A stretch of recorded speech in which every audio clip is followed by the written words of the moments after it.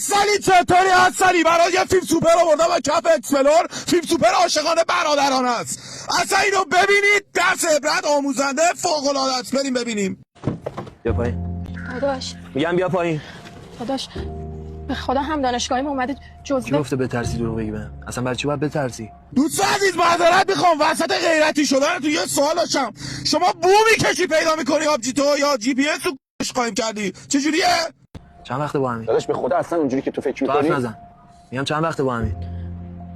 تازه آشنا شدیم داداش. برای چی بهم نگفتی؟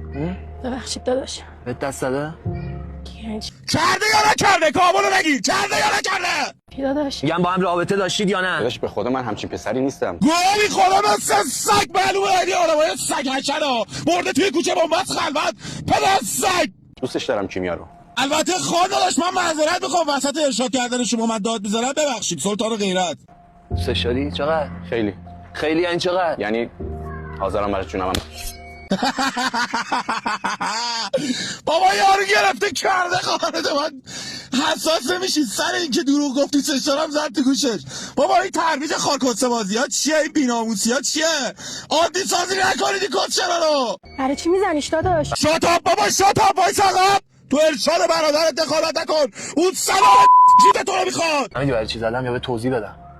ببین منو اون که اونجا وایساده میبینیش خواهر منه. شاید اون ازم بترسه هیچی بهم نگه، اما خودم آمارشو دقیق دارم. بعد به من میگه گسچر نگو داد و بیداد نکن. خب مردی که پافیوز تو آمارشو داری چرا سب کردی بکنه خواهرتو بعد بری جلو؟ آخه مارک زاکبرگ زنتو گاییدم شاشیدم تو این بحث اینترنتی که من خریدم اومدم اینستا که تو این مدت کجا رفتیم، کدوم کافه، کدوم رستوران، کدوم پارک همه رو میدونم. اگه تا الان هیچی بهتون نگفتم آدم بی غیرتی نیستم. بله دوستان غیرت رو فهمیدید شما، یعنی صبر کنید بده آبجیه، بعد اگه پسر دوستش نداشت اقدام میکنید. براوو یعنی براوو. اما غیرت رو تو این نمیبینم که خواهرمو محدود کنم. اونم آدم حق انتخاب داره، اما نمیذارم یه آشغالی مثل تو به هدفش برسه بعد بگه خداحافظ. کجای عشقم؟ آنلاین نیستی چرا؟ این کیه هادی؟ هیچکی نیست. اول به پیج فیکم هم رحم نکرده. ببینم همه اون پسری تهش یه ساعت لذته. دیدی لاشی نامحسوس اشاره کرد به این که آبش زود نمیاد. بابا قیافاتون معلومه 5 دقیقه کاراتی شده گفت نگو بابا.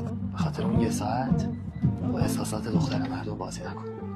آفرین پسر خوب. عالی بود عالی. یعنی ببین جایزه جشنواره داشتاق بلور رو ما اهدا میکنیم به شما. عالی.